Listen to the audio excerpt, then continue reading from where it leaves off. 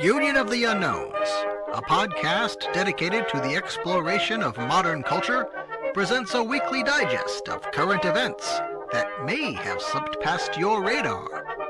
This is not your mama's news.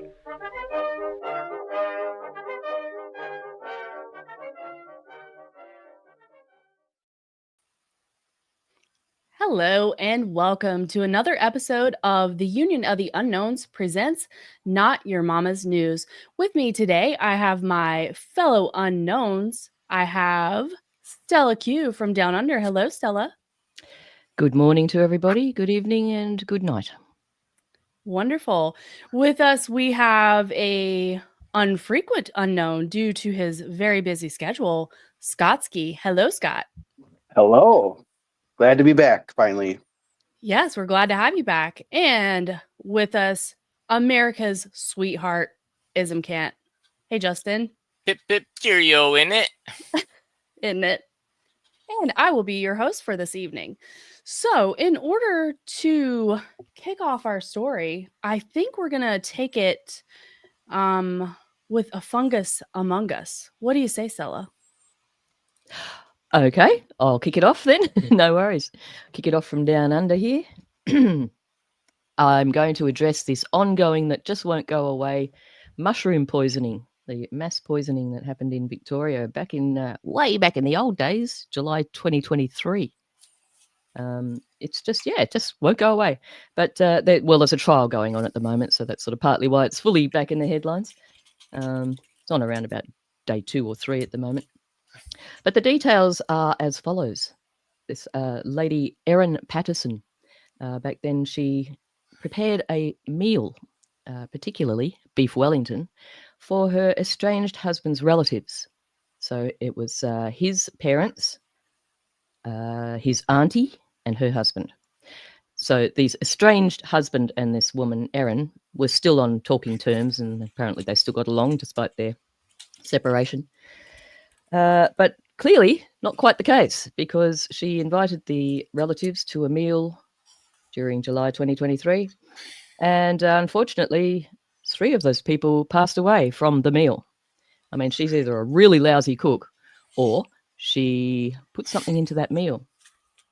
As it turns out, this lady, Erin, had started foraging during the COVID lockdown. That's a very big part of it. And she claims that she got those mushrooms mixed up with the store-bought mushrooms. And somehow they ended up in the meal that she claims she also partook in and got quite sick.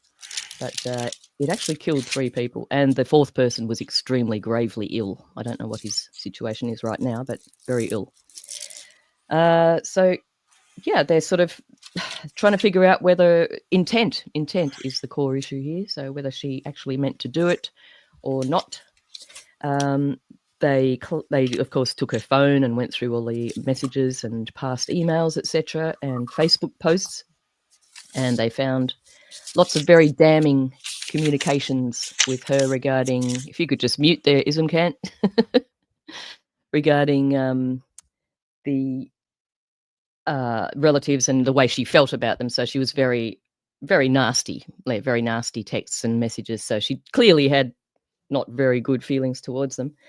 And so it's quite damning, the evidence. But yeah, she's facing a triple murder charge, possibly. It certainly probably looks like she will not come out of this. So yeah, it's just going on. And it's just one of those stories where I didn't take too much notice of it, and I kind of purposely tried to ignore it because I'm thinking, yes, mushrooms, whatever, there's more important things going on.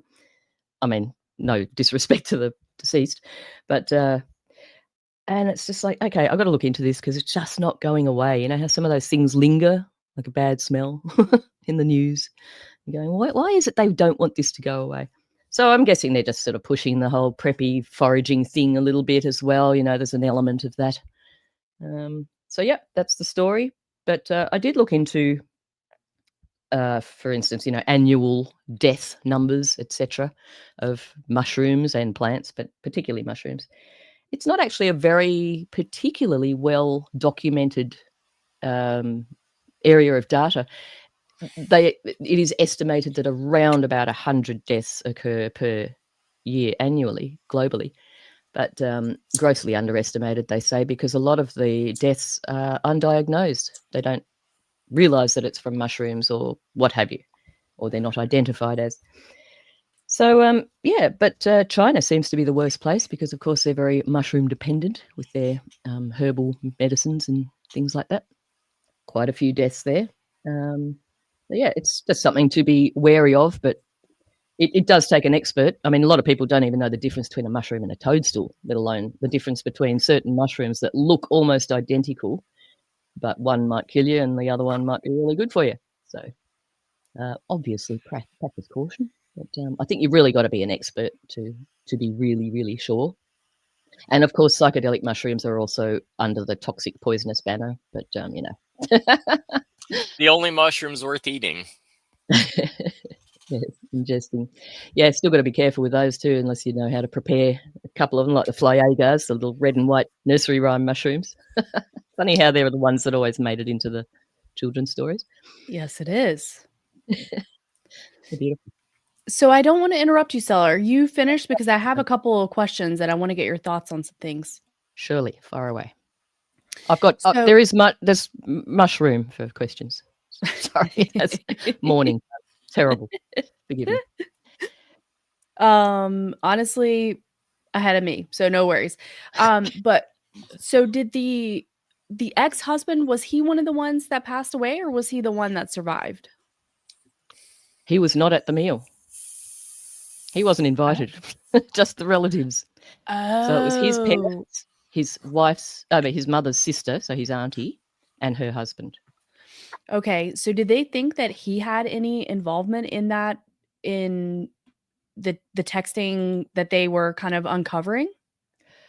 I have not seen any whispers about that. Not that I've fully drenched myself in it, but I did not Right. see anything in regards to his involvement. No, but Okay. not that I know of.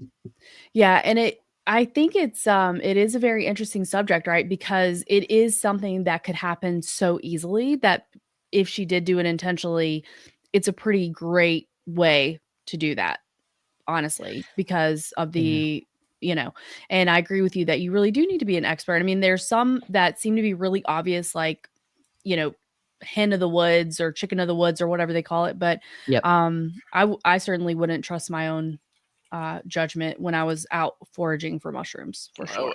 There's Mhm. I just know there's one mushroom I believe is titled the Angel of Death, and it is almost indistinguishable from other mushrooms that are highly sought after. Ah, okay, yeah. Angel of Death. Well, this particular one was it's probably one of the most poisonous. It's the death cap mushroom, and it doesn't really look like a normal mushroom. So, the intent sort of starts to sway a little bit because of even that alone. Right, and especially when you start to see the text messages in reference to these folks. Mm-hmm. Yes, there was definitely some aggression towards their existence. I almost she wondered actually- too if there was any like evidence in her searches or anything for like deadly mushrooms or anything like that. If you're like just starting out as like an amateur like forager, yeah, it could kind of make that argument that you didn't know, but it's kind of interesting to see what was all in her search history and stuff like that. They definitely did go through her search history. I should actually say I suppose people who have absolutely zero idea could probably look at it and go, "Oh, there's a mushroom," but they should definitely be not foraging because, I mean, they look mushroomy, but they just definitely don't look like something I've ever seen on the supermarket shelves. Put it that way, they're much paler. They're a little bit sort of yellower. Yeah, I suppose stupid people could mistake them. There's a few of them out there, but most people just go to the supermarket generally. I mean, I used to forage mushrooms in in Tasmania quite happily. There was several different species, but we got an old farmer to come out and sort of show us around, and he was the guy that owned the property for 100 years or whatever, however old he was, his family. So we we did a little bit of background research and made sure that what we were doing, but even though that's not 100%, because we did get a couple of weird species pop up after floods as well. So there's that. Things can be brought in, you know. So yeah, caution basically. Well, Or grow your own. the most terrifying thing to me about that story was them going through her phone, because like, imagine it. Well, we lost Keel, so imagine if the police had an RIP. investigation and they looked at our Discord and read all of the messages that we've sent. Yeah. We'd all be going to jail for something different. That's why they're keeping all the Discord history. Yeah. We'll get there. It wouldn't look great.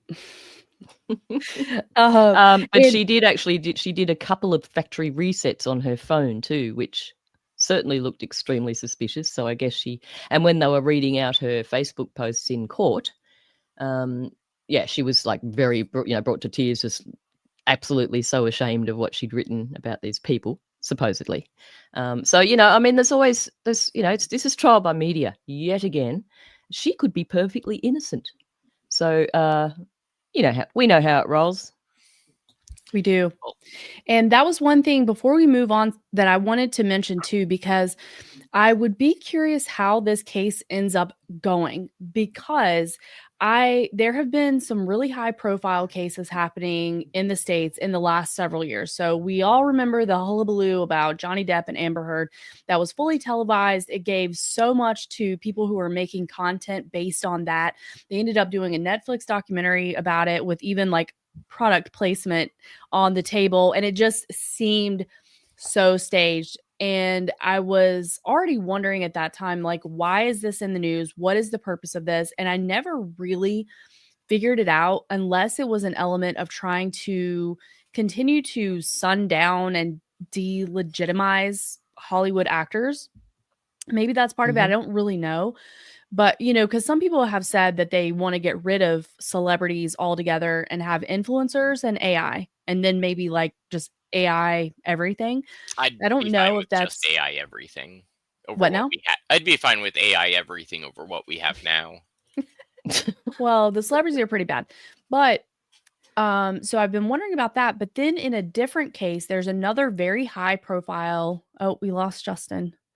Oh, there's no. another very high profile case happening right now. And this is a police officer named John O'Keefe that was, he died mysteriously outside of Boston, Massachusetts. And he was essentially the woman that's on trial for this. It's a very divisive subject, but so many people think that she's being framed by the local police and the higher ups who are all related, know each other, have worked together, have been in these in this area generationally. And once again, it seems like there's a lot of absurdity here. There's a lot that doesn't make sense. There's a lot of what appears to be blatant corruption. There's a ton of content creation based around that. And I just wonder, what is the point of that? I join you in your wonderings. But anyway, if no one's got anything else there, the moral of the story when it comes to beef Wellington is don't have too much fun, guys. I would also just throw out a public service announcement. Any text message you ever send is not only stored on your phone and the phone of the recipient, but it's also stored on the databases of the phone companies. So just keep that in mind as you're foraging the forests. Well, now thanks to Elon's little antics, he has basically just joined up all the networks everywhere. So it is become the techno singularity. Basically, that's what he's been doing. He's not been saving everybody. He's just been bringing in the information data network. So, now it's not just on our phone and the recipient's phone and some telecommunications server. It's also on every other server everywhere that's accessible from. So, yeah, I mean, predictable, but it's happening. Absolutely. Predictable indeed. Now, speaking of beef Wellington, Scott, do I have beef with you? Well, I got a real beef with this next story here. So there was an article I saw a couple days ago called "The Great American Burger is now made with Australian beef." And when I read that, I just, I had a major beef with that whole story.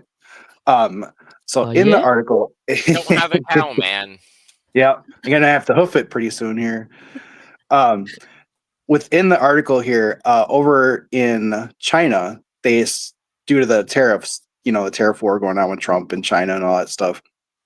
There's a local restaurant that was sourcing American beef, but now thanks to the huge, price hike on there, they started sourcing Australian beef on there, which still, I don't know. I've never had Australian beef, so I can't compare, what the quality is like versus American beef. Um, It tastes like chicken. It tastes like chicken. So there you go. So if you want a chicken burger, I can see why some of those local Chinese residents have a real beef with that as well. But yeah, it seems like another victim of our great trade, tariff war, unfortunately, and the poor Chinese residents in that particular area now have to use Australian beef versus American beef. You're So. talking like this is a penalty. Australian beef's bloody awesome. I mean, McDonald's has been 100% Aussie beef for, I don't know, as long as I can remember. Yeah. So, no, Aussie, I mean, the farmers are the backbone of Australia. Well, not so much these days, but they used to be. But yeah, I mean, Aussie beef is sought after. So, you think yourself lucky. And I don't really know how it works because isn't there like tariffs on Australia? Like it's importing Australian goods. Doesn't that fall under the tariff thing? I'm not sure. You would think so. I thought in the article it says something like there was a zero tariff or some agreement with. Oh, here it is. Australian beef has zero duty under the terms of the China-Australia free trade. So there you go. It's cheaper, so it's probably a little closer than America. But okay, yeah, I got that round the wrong way. I get it. Yep. Okay, cool. Well, lucky them. Yeah. But I don't know if I can ever get my hands on some Australian beef. I'll definitely try some, and I'll let you know how they compare. But I just or I can't form an educated opinion if I haven't tried it. So let us know whether or not it's better. Leather or not, yes. Yes.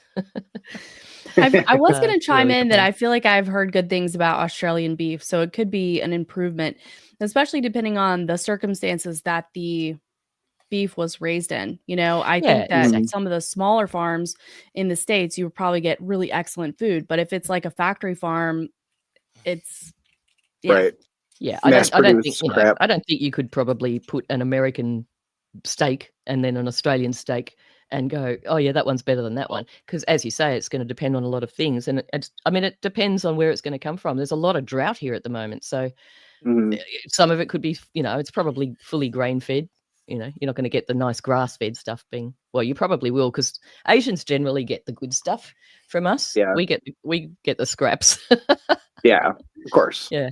Do you know what the main breed of cow is? Y'all farm for food over there in down under? Oh god, we had a couple of cows. No, I'm not really bovine-y.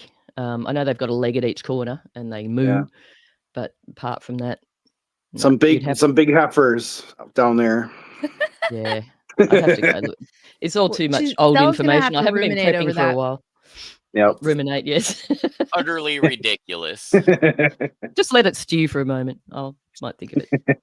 It's a very amusing topic, though. We have to admit. Yeah. Most people hadn't heard about it. Yeah. Well, before we move on, I don't know about Australian, but here I think like Black Angus is our main cow. Oh yeah, we've got. Yeah, I mean we've got the one. There's brown and white ones, the black and white ones, whatever they are. The spotted ones. I think they are. Friesians? Yeah. Comes the to spotted mind. Cow. There you go. Spotty ones. Yep. We've even got those ones with the big horns. Steers. Yep. Bulls. My wife would know. She grew up on a dairy farm, so she had lots of cows. So she could tell you. I should bring her on real quick. Yeah. We'll put it in the show. All I know is we have there's a lot of golden Guernseys that we get our dairy stuff from in Wisconsin. So that's what I was wondering. What type was the most provider of like the cheese and dairy up there? There's Golden Guernsey. I know there's a couple others. I'll have to do some homework. I'll have to phone a friend. Wifey, tell me. Yeah. Well, maybe we can do a follow-up. Go ahead, Justin. Sorry. I Yeah. feel Yeah, like we we're can in do that episode of The Office when Dwight meets. Oh fuck, was that The Office? I don't know. Never mind. I retract my statement. But All good. as It's far been as stricken from the record. as far as cows go, I really think basically it just falls down to like beef and then Wagyu beef. hmm Yeah. I think Wagyu is like the top of the top. Mm-hmm. Funny. Which, just for the record, Wagyu is from Japan, right? Like true Yes. Wagyu. Okay. Yep. and They pamper the living crap out of those cows, and they're very happy cows, and then they kill them, and then like the beef, the marbling in there is like fantastic. So Okay. It's Angus. Why could I not think of that? Angus and Holstein Friesians were sort of the traditional kind of more common type ones. But now, because of particularly hobby farms and things like that, there's over 100 different species of cattle breeds in Australia currently. Beef cattle. So there you go. There you go. Got a wide And there's been assortment. crossbreeding as well. So they just make up new breeds when they get bored. the Holstein in Wisconsin is the one that produces the most milk and dairy and cheese and all that. Uh-huh. There you go. The Holstein. It's a black and white looking cow. Okay. Okay. So there you go for your cow trivia. Yeah. Well, I'm part of a raw milk co-op, and I feel like I should know the type of cows that they use, but I'm not actually sure right off the top of my head. I know it's A2 classification, which is supposed to be the best for raw Oh, yeah. milk, but Mhm. I don't know what kind of cows that they use, so I'll have to Have figure you it out. seen the cows? Yes, they're brown. Just be like, hey, that's a nice brown Swiss cow you got there, and they're like, no, it's a Guernsey. Do they don't give know. brown Right. milk? Yeah. Now, if I talk to the farmer, I just can ask him, and he wouldn't throw shade for me not knowing. Yeah, Don't you get chocolate milk out of those dudes or not? I mean, yeah, I at the thought brown cows. Yes. That's where chocolate Yes. milk Yeah. comes from. Yep. Mm. That's what I tell Yeah. my daughters all the time. Okay. Lovely. Where's Justin? He's disappeared into the Oval Office. I think he's gone He under the desk. has. Who knows what he's getting up to? But in the meantime, as we were discussing beef, I have a story, and it's not excellent. Oh, no. So, this Good to was see you coming published- out of your shell. I'm just trying to crack it open, and hopefully I won't Lay it on scramble us. my words. Mhm. Okay, so the largest egg producer in the Southwest is, quote, partially shut down. This was a Newsweek article as of May 31st, and I find it very interesting that they say partially shut down, because my understanding is that they are fully, almost completely fully shutting down. So let me give you a little overview here. The bird flu has wiped nearly all of Hickman's Family Farms chickens in Arizona, forcing the Southwest's largest egg producer to cut staff and begin rebuilding its flock, a process expected to take about 2 years, the company's CEO said. So, what I was reading from an earlier article is saying that some of the birds began showing symptoms. The article was not specific about what symptoms were being shown. It was not specific about how many chickens were actually showing symptoms. And then later in the article, it said that 20 eggs had tested positive. And of course, you're never going to believe, but I think that you will, the type of testing that they use to identify bird flu, which of course is the PCR test. We know that the PCR test, we have said it on this show many, many times. We know all of the problems, that it can be manipulated with the cycle that they run it on. We know that the founder, creator of the PCR test said that this should never be used to detect disease, because it can be manipulated to basically detect any DNA that you want. And that was Carrie Mullis, of course. So we know that those are the problems with the PCR test. And then in this situation, this is going to be, well, it was around, oh boy, it was wiping out 95% of its chicken population, around 6 million in total. 6 million chickens. Oh, 6 million, was it? Uh-huh. It was 6 It's million. like chicken holocaust. It indeed, yes.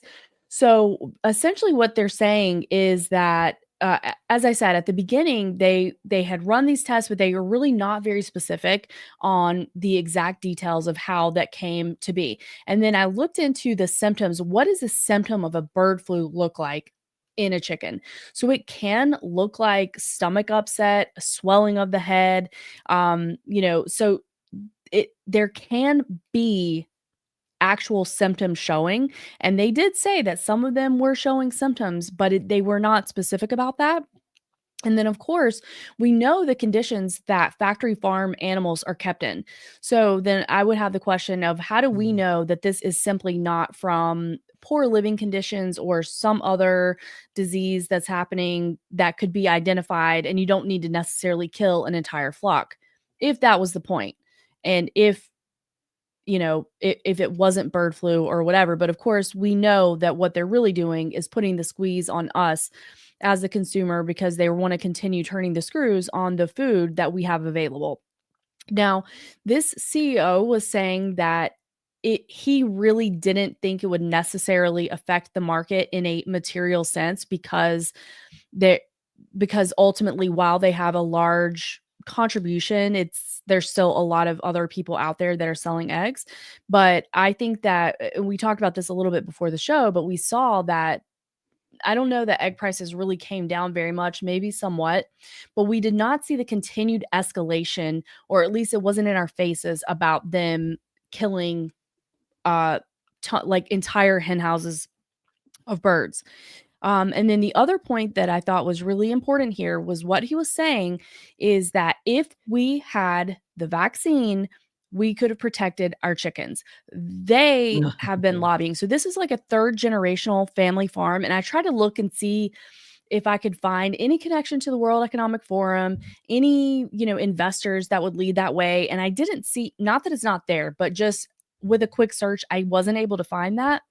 But obviously, when you have somebody spouting this rhetoric, somebody is in their ear, in my opinion. And so they were going on about the vaccine. So apparently, there is a vaccine that is made here in America, but American birds are not treated with it, but they do export it. So like in Europe, and this is worth more, doing more digging, but in Europe, they're saying that these birds are, and for a couple of years, have been vaccinated with an American vaccine against bird flu. So I think it's all, more of the same, but what do they leave out in these articles, what they're telling us? That it is so vague that they really don't answer the direct questions. And then the other thing is that they really have a scorched earth approach, and they tell people that that's what needs to happen. And when they scorch the earth, they kill out the entire flocks. And now this family is saying that it's going to be 2 years before their new hatchlings are able to be viable and laying eggs again. Yeah, they certainly have to make a big impression to make sure that everybody is aware that this is happening. Because, I mean, if they just went to, a few little farms and killed a few chooks, that's Australian for chickens, chooks, okay. You can educate us on chooks. Chooks. Yeah, chooks. Okay. Yeah, so if they, it has to be like a big $6 million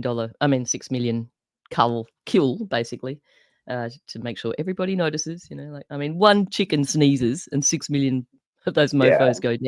That's not very fair. So, Yeah. You can't use 6 million. That's anti-Semitic. Don't use that number. Gas Justin, chamber. you missed it, but the article said it was 6 million chickens.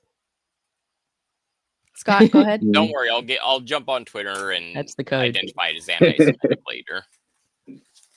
No, I was just gonna say, like you said, Ashley, like the PCR test, that threshold is set so low, and I think like the FDA is, if like even one chicken tests positive, like you have to call the entire flock, and it's just it's ridiculous, Yeah, it's set up. They're putting a dent in the food supply, and it's not right. We know that. So fucking intentional. mad. Hmm. And let me give you a little quote here Fucking mad. about the what they're saying about the vaccine. So they're saying that in February, the U.S. Department of Agriculture issued Zoetis, Zoetis, which is the name of the vaccine, conditional license for its quote avian influenza vaccine H5N2 subtype killed virus. Hickman's family farms buy the vaccine from Zoetis all the time for other diseases. Hickman told Newsweek, adding that they are not able to sell us yet because it hasn't been released for sale. So whether it's been approved or not is immaterial. We can't get it. The vaccine requires a schedule starting with baby chicks. So that was one of the first things that he had talked about in one of the other articles, was saying if we had this for there's a specific word that he used for baby female hens that were under a year old. It was like pallet or something. Pull It it. was A pull it. Pullet. Yes. Yeah. Good. So if we had been able to treat our pullets, then we wouldn't be in this situation. So and the other thing about this that is really, I'm curious about the fallout. So apparently a large percent of their workforce is going to be unemployed, which does track with killing such a huge percent of their flock. But a large percent was apparently from an inmate work program that they had. And I would be curious about, do inmates actually have lower recidivism and like a healthier outcome when they have an opportunity to do something like this work program that they were able to do at this place? And a lot of them are no longer going to be doing that, which is not really a huge impact necessarily, but it's just people are losing their jobs in addition to what happened here. And of course, it seems very unnecessary.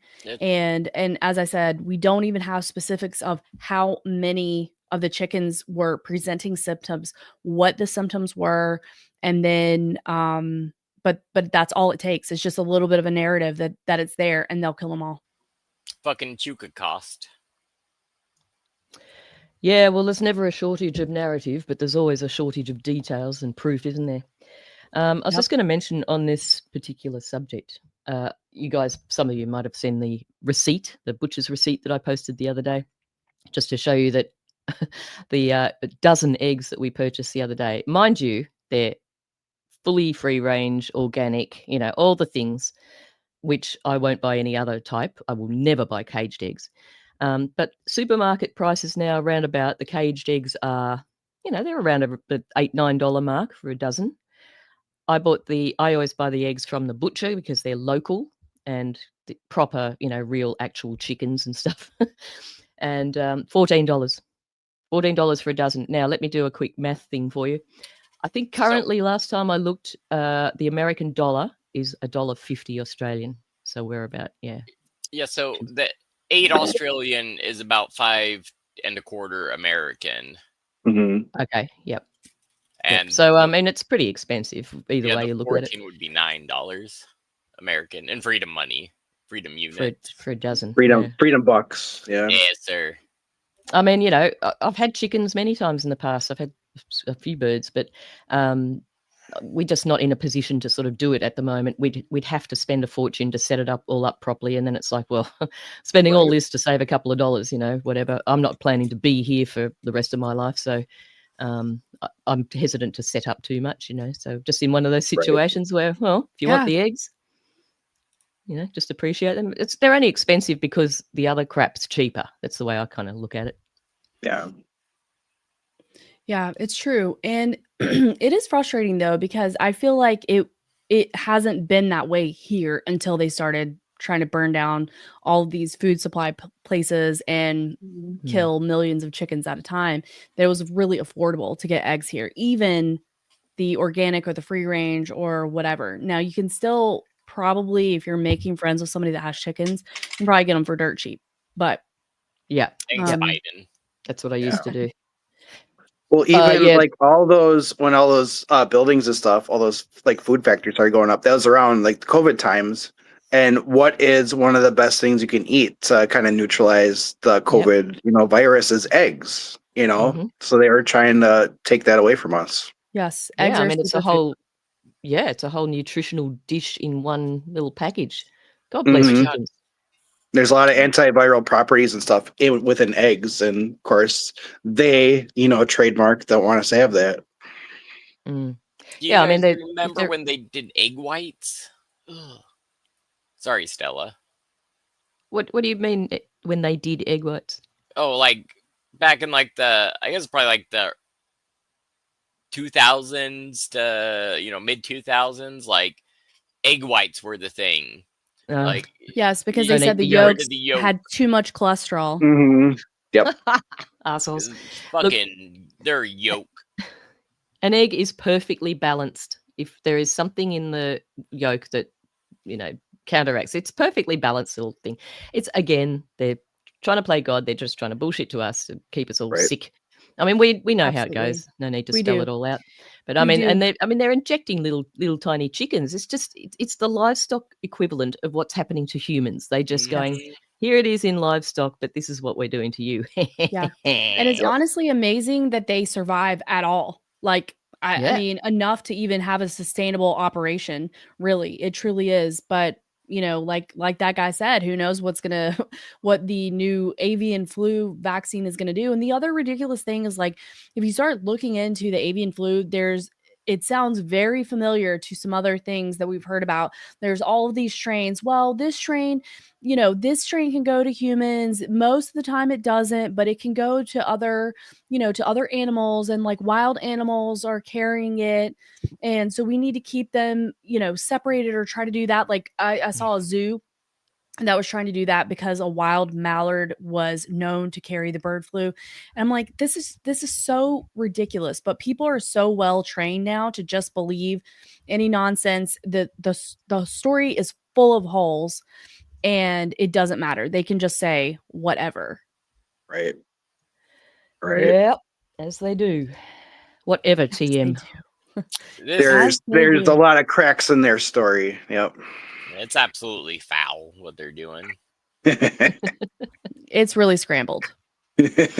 I'll take it. I'll take it. I think we're all fried. Yeah. Mhm. I mean, this But you one's gotta look been on the sunny poached. side. Yep. Yeah. Extraordinary topic. So I'm sorry. Where was the Because I had a thing I'd run off for. Where was this happening at? The Chuka cost. Oh, this was in Arizona. It's one of the largest family farms in the southeast, period. Wait, did you say Arizona? Yes. Southwest. Thank you. It's like that math ain't mathin'. Yeah, and when we just bought half a cow recently from a local farm, and I asked the guy about like chickens and eggs, because like I'd love to, just buy some local fresh chicken and eggs.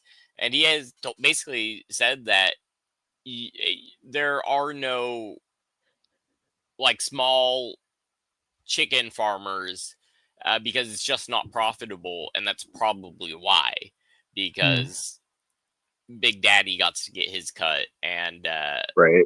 he'll just murder everything you've worked for instantly. I mean, look at what they did to fucking Waco. You think they care about some fucking chickens?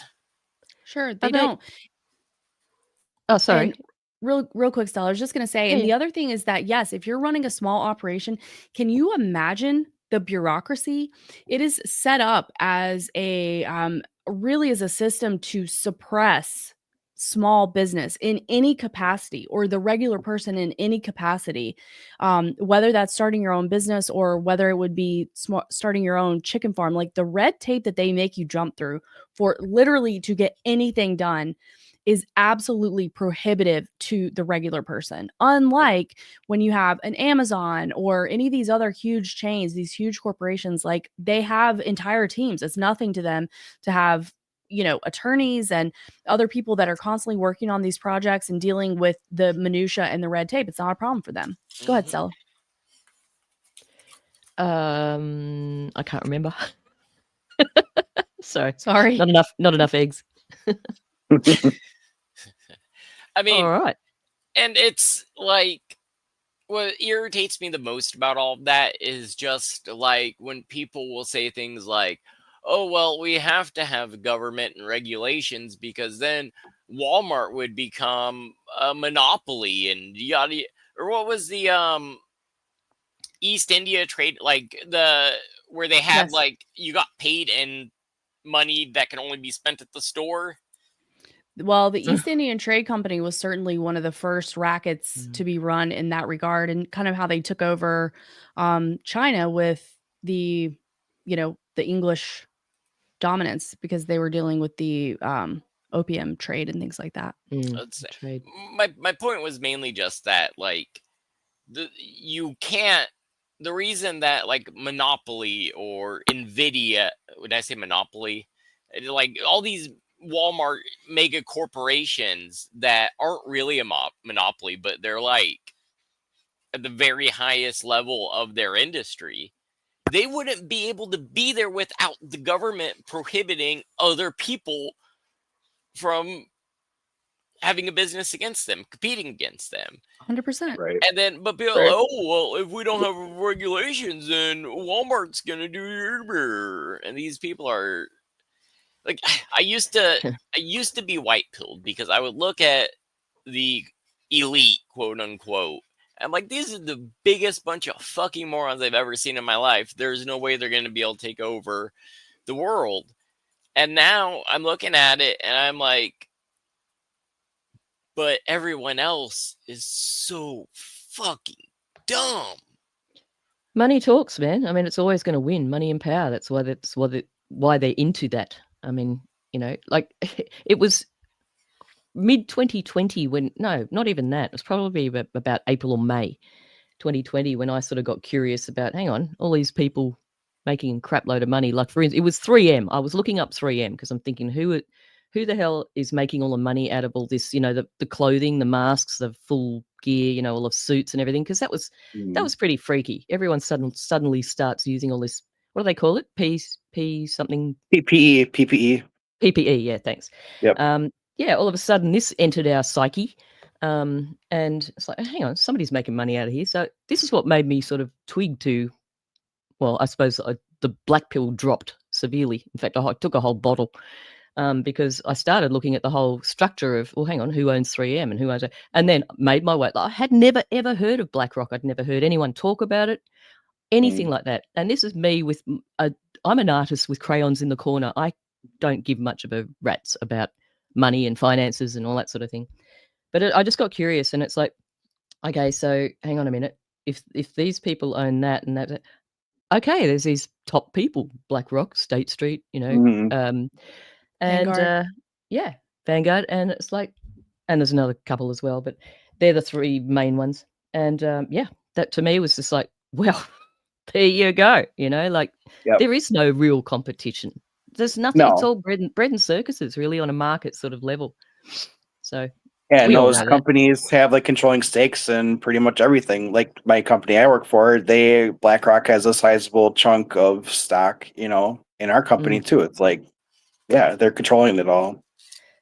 Certainly Yes, and they are. have kind of a monopoly too so these companies will use a BlackRock or a Vanguard as the holder of their employees' retirement program, of the administrators of their 401k, and then they're investing it in all these things. But then it's exactly like what you said, it goes up and up and up, and eventually like everything is owned at least in a huge percent by these people. And it is definitely about money for sure, but the other part, and we know this, is that is about controlling the behavior of human beings. And you have this small group of people at the top who think that I don't even think they know what's best, because I think that would indicate benevolence.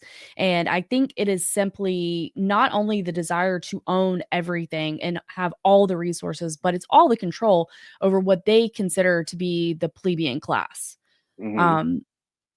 For sure. And then I had another thought about one thing I don't want to forget about, but the war on cholesterol from the egg, that whole narrative was 100% the war on us. Like, as we were talking about, sorry to do the subject change, I just didn't want to forget that it is a superfood, and that was part of the push to start making people afraid of having cholesterol, high cholesterol, too much cholesterol in their diet. And that is also a moving goalpost, that the range of acceptable cholesterol levels have gradually gone down. And of course, what that does is help to continue to feed people into the meat grinder of being on statins and things like that, which has, first of all, it does not improve your chances from a cardiovascular health. But second of all, it will have other side effects in the body and affects even your brain function, because the brain needs cholesterol to function. So I was just going to say, it's all part of the dumbing down, the dumbing down, because I was just going to say, I mean, the brain relies on that sort of fat, the cholesterol fat, to exist and to function well. And that's exactly what they've done. I mean, they've told us all this, and all of a sudden, there's cholesterol under a big umbrella, and then suddenly there's this kind of cholesterol and there's that kind of cholesterol. 3 or 4 different kinds. This is the bad how one. we told you that avocados are bad for you? Oh, well, they're actually not now. But this one is, like, don't eat egg yolks. And no, actually they're okay, but don't eat that one. It's like, okay, whatever. And Just shut up. This is the bad cholesterol. This is good cholesterol. Okay, so you're good with this. Like, you can have nuts or whatever, but you can't have this. So these nuts. Right. Yeah. But here's the other thing about that, is that it kind of goes with, if you look at cult-like behavior, and like what Justin was saying, like the average person is so stupid. But honestly, it is the deliberate dumbing down, right? That it is a mass exporting of mind control, basically. Like, they really figured out how to do it, and they did do it. And then after we have a couple of generations who have lived through that and have deliberately had the critical thinking beaten out of them, basically, then it's rare to have people be able to break out of that, out of that situation, to start questioning the narrative. And it's in everything.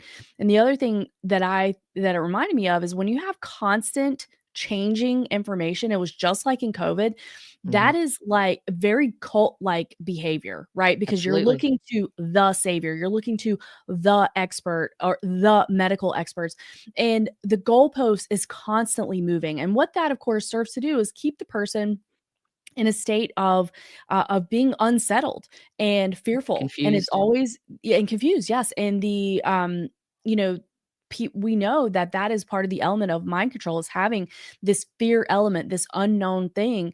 And when people believe that, then they're so much more malleable and more manipulatable. So yeah. Absolutely. I mean, it's all part of the whole, because what happens is people try to follow this and follow that, and they're too busy being slaves, and then they get confused, and it's like, whatever. And they just throw it to the wind, and then they're very easy. It's almost like breaking a horse's spirit. They're very easy to just take by the nose, by the ring through the nose, what have you. And it's like, we'll be, just trust us. Off we go. Follow us. All the people. Yeah, and the thing is that when you have, back to something I have beef with, when we're the tax cattle, right? They keep the tax cattle very, very busy. So when people have things that are now at a level of like societally acceptable or societally expected, then that's when I have to get my kids to school. Both parents have to work. So we get into these modes of what we have to do in order to survive, in order to attain X, Y, and Z. And that's another thing, is like, they don't have the time or the energy. It's like you're being poisoned for decades. You've been propagandized for decades. You've been made to be fearful for decades. And then you're also presented with what you're supposed to do as far as your busyness. So all of these things really work in conjunction to keep people from being able to realize, like, if you're drowning in credit card debt and you're just trying to keep your head above water and put food on the table, then some of these more in-depth, lines of thinking or philosophical discussions are just not on the radar for you. It's amazing, isn't it? I mean, we all know that they've been working a big plan for total control for a very, very, very long time. But just, it's incredible how, and it must be quite amusing for them to be sitting down in their bunkers, sipping their cocktails, watching the huge screens of what's going on upstairs. But They just throw in that one little change, and then they sit there and watch the ripple effects and how immense that is. Imagine throwing a pebble into a round pool and watching the ripples go out, and then they come back in, and then they go back out, and it's just chaos. Yep. And Yep. they just love doing it. It's just like, watch this, take one, move pawn to front left, and watch what happens. And it's just 100%. incredible how people respond, because everyone's so different, everyone's divided, everyone's got their own thing. Some people don't give a shit, and it's just amazing. I mean, it's just a game, isn't it? It's like the Illuminati game. Yeah. Yep. Or it's like if you were doing that with an anthill, let's say you threw them a bar of chocolate or something, watch what they do. Yeah, right? exactly. So Yeah. it is so much like that. And something that we've talked about so many times is that the fact that if they're doing trial balloons, they are watching information dissemination. So they're continuing to learn. They know a lot, but they don't know everything. But they continue to introduce these various situations and these various memes online, the things that go viral, this, that, and the other thing. And I think that a huge part of that is just watching, where does the story go? Who's talking about it? Who picks it up? What sides take what? And just to continue the data harvesting. But it's like dangling a carrot in front of a horse, right? Like, people are focusing on that, but you're not seeing what else is happening, or you're just using your energy following the carrot, instead of like pursuing whatever else you need to be doing. Exactly. I mean, that's how they break it down. Remember that thing, Dr. Wan, I think her name was, that Asian or half Asian woman that was in Lena Wan, was it? Yes. Okay. Yeah. Remember her sitting up there blatantly saying, trying to get people to take the vaccine and what have you, and just saying this and this and this, but what is the carrot? And it's like, yes, that's exactly what they do. That's just like, they've got to have their carrot. It's all preset. And they go through their simulations to see which carrot is going to be the most attractive one and all that. It's just amazing how structured it all is. And people still don't understand this, and I'm not saying any of our community, obviously we do, but just the ones out there in the wild. It's just like, they just no idea. You go out there and ask a couple of questions and it's like, wow, you're still there. Okay. Yeah. Well, because it's the nature of a cult. You will, if you are in the cult and you have that mind control, then ideas that you perceive to be hostile to your stated belief, you are going to reject, and then most likely become hostile to the person who's trying to enter that idea into your thought pattern. Yeah. Do you guys remember when Krispy Kreme offered free donuts if you got vaccinated? I was just going to say that, actually. Yeah. They're How offering many it. people do you think got vaccinated solely for the free donut? It's not zero. No, there was quite a few. Quite a few of them did.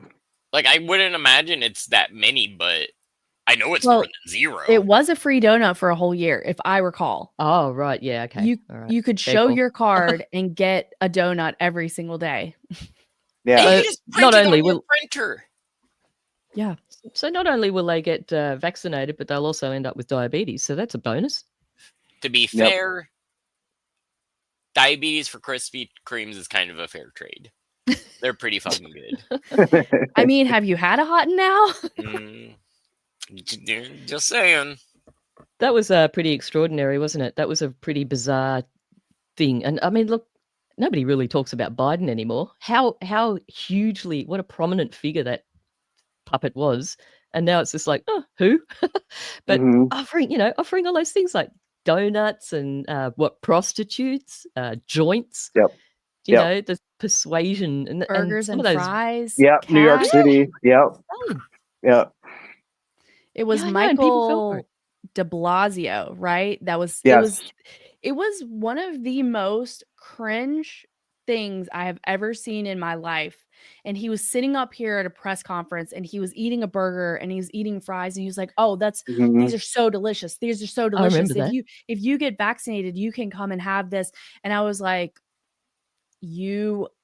this is one of the worst things I've ever seen. Like, how could anybody look upon you with anything except for absolute disdain, disgust, loathing? I mean, is beyond me. It's kind of impressive how good that he hit his fucking little demon horns, though. Yeah. Like it's straight up. These people are straight up demons. I think they just CGI them out. There's a preset. Dehorn, the dehorn preset. Well, whatever presets they were using on Biden were not working because we were able to see too many versions of that man. There was like 8 different Bidens. I think the database was fucked up and it just kept throwing up 404 errors everywhere. Yep. Glitching. Yep. Yeah. And, It was always fun to sort of.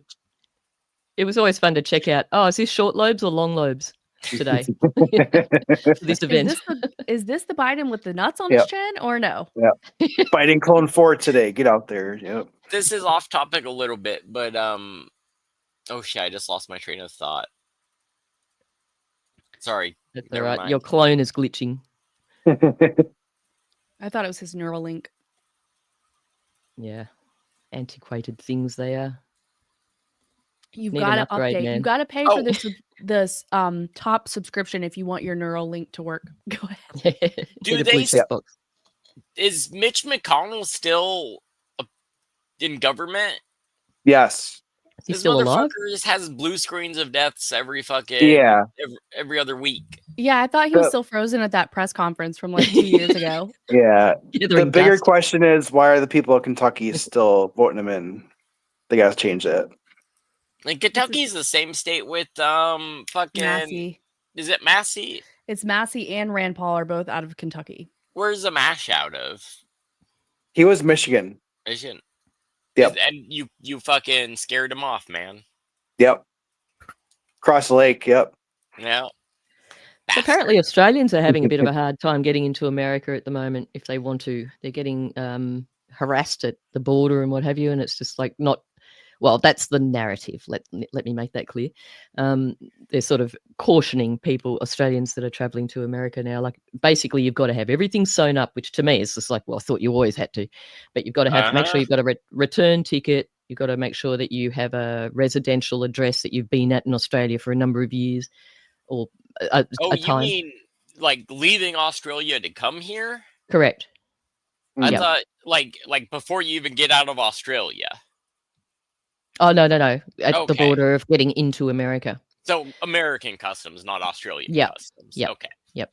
Gotcha. So, and they, they can take your phone and go through it, and you don't actually legally apparently have to let them.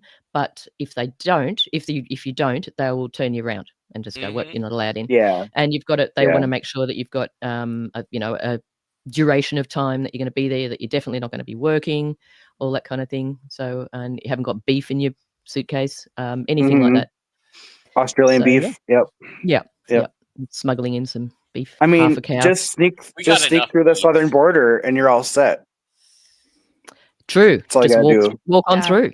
It's so frustrating. And we were seeing these double standards, for a very long time, whereas we knew that it was difficult for people to come in, or it's difficult for people to have a legitimate family member that they were trying to get to America or to help them become an American citizen. Obviously, Justin dealt with that, and that person's treated more like a criminal. They have a standard that they are required to have the vaccination, things like that. And meanwhile, right in front of our faces every day, we were seeing people flooding these, what did they call them? Migrant trains or something? Yeah. That were just flooding the border. There was no requirement whatsoever for them. And of course, like, I don't believe the vaccine. It's not that, but it's just the hypocrisy. Prepaid visas. Healthcare. Yes. Staying in luxury hotels. Cell phones, money. Yeah. It was so frustrating, of course, to see people here struggling. And then it's really disheartening to see people that we know that are from a supposedly an ally country that you're their not about passport to start getting anti-Semitic, are you? No, that their passport is legitimate, and then you're giving them a hard time to be able to come here. And it's really, really insane. And I think that we all see the direction that it's going in. We've talked about this, is like when they get to the point that we're really not allowed to travel anymore. And I think that will also be a carrot and a stick situation. They're going to keep turning the screws. They're just going to make it so awful to travel. And it's already not great. Trust me. Yeah. But they just want to destroy the Western world. I mean, that whole immigrant staying in luxury hotels, etc. thing, all part of the playbook, because that happened here, that happened in the UK. I believe it happened in Canada as well. Not 100% sure about that. I'm For pretty sure. sure it happened in New Zealand. Just it's all the same. The Five Eyes, the echelon countries, of course. Yes. Mhm. You Yep. know, the Western world, Yep. basically. And it happened in Europe too, I think. So, yeah, it's all part of that bloody playbook. Everything's kind of getting into lockstep now, which is the whole point. If it's like all the different pendulums all suddenly sort of start sinking into the same timing. Yes. Well, that's what it is. I mean, that's Yeah. exactly what it is. And that Yep. has to happen because that is the order, the new order. Divide you and know. conquer and rip that Calgary. Mhm. For sure. Uh, For sure. Well, this has certainly been a very good discussion, but I don't want to neglect the story from Ismcant. Justin, what else do you have for us? Well, I'll keep it brief, and let me get a screen share set up real quick. And because there is a little visual for this one. So anyways, I just want to just take a look at that picture. I'll describe it in a minute. And this is from the New York Post. And just let me know if there's anything you see weird about this picture. So FBI discovers a cache of guns, armor, and Nazi paraphernalia while raiding home in Washington State. Oh, I'm sorry, this is by Associated Press. So Washington State, law enforcement discovers a cache. Oh, hold on. Let me show you the cache real quick. This is the quote-unquote cache of weapons, which is a handgun. It looks like an upper receiver, little rifle. And I think that is, to be fair, I think number 4 there is a machine gun. But it does look like that. That's Kind of looks like a MG42 a little bit. Yeah. Antique-ish. Yeah, so I'll give them that one. Well, I see nothing unusual except they chose a pretty bad color for the walls. Apart from that. And the flags look brand new right out of the pack. Could have ironed them. So, and this is kind of a theme, but I'll get to that in just a second. Very neat, isn't it? Apparently, there weren't any women working that day to iron the flags out. Well, I noticed the kitchen. I noticed the kitchen was also very clean and neat and well arranged. Anyway, sorry. Oh, yep. So, I mean, there's really not much more to this story that matters, to be honest. Supposedly, they were there to do a search for firearms investigation, and a quote here is: "The suspects identified in this case were actively involved in Nazi white nationalist efforts." And they don't go into any more detail than that, besides the picture, which is on your screens, which shows, for the audio listeners, we have 2 flags on the wall. One is a swastika Nazi flag, the other is an SS flag. Mm-hmm. You can clearly see that these flags were literally unfolded 5 minutes ago, because there's a crease in every single one of them. Yeah. Like, it's worse than a paper map. That's how bad these creases are. Yeah.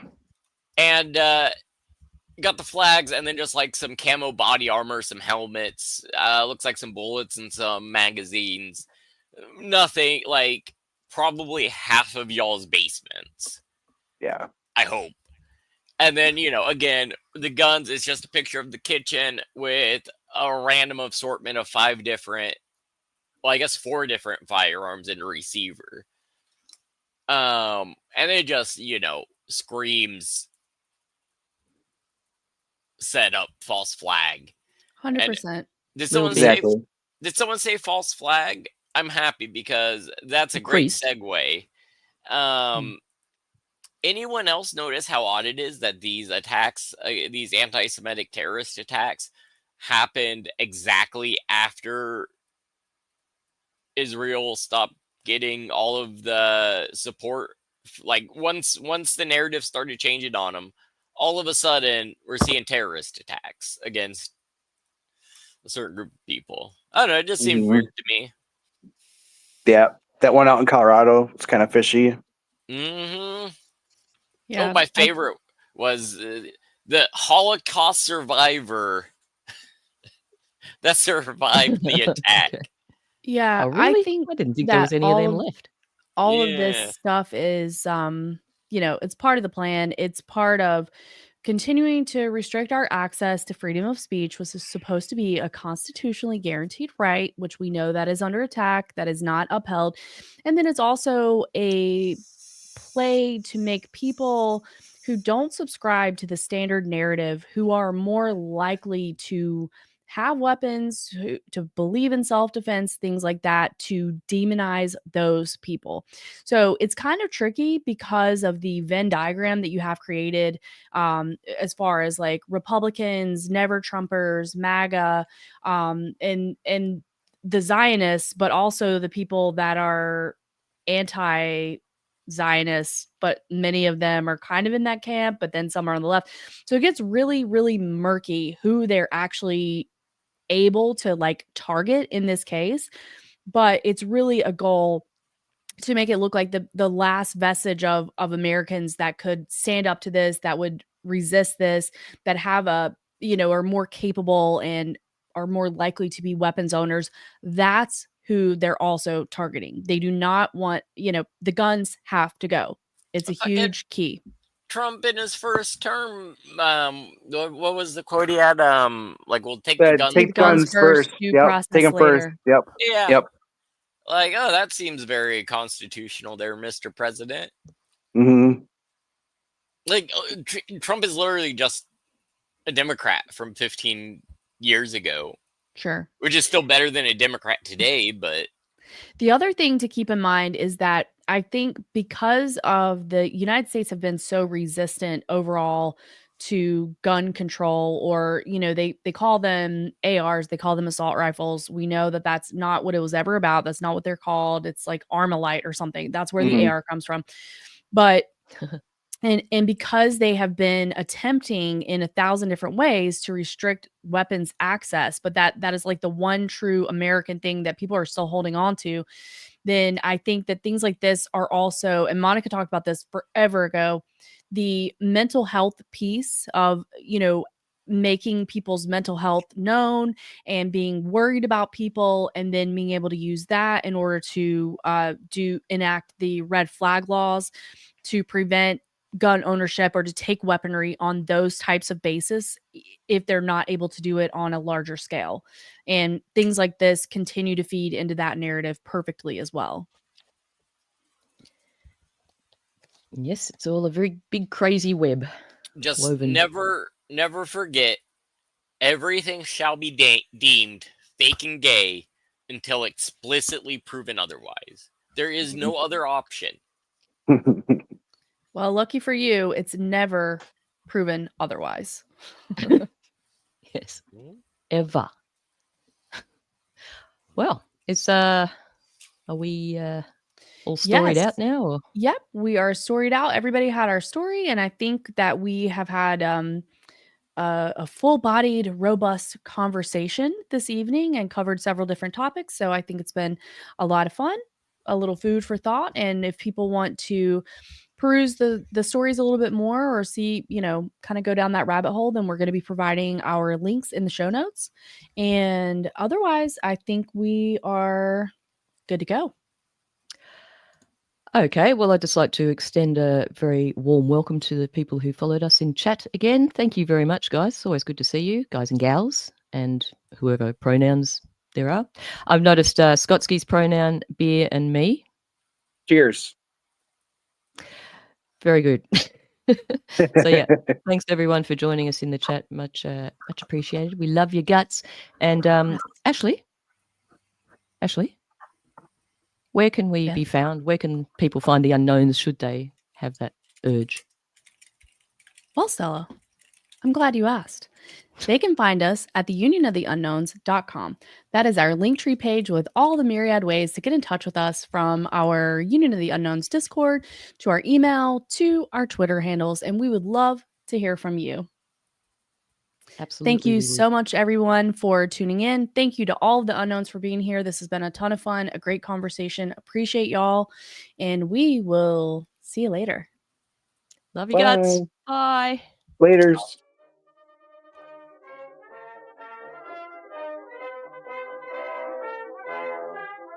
Not Your Mama's News has been a production of the Union of the Unknowns podcast. New episodes are available weekly on all your favorite podcasting networks.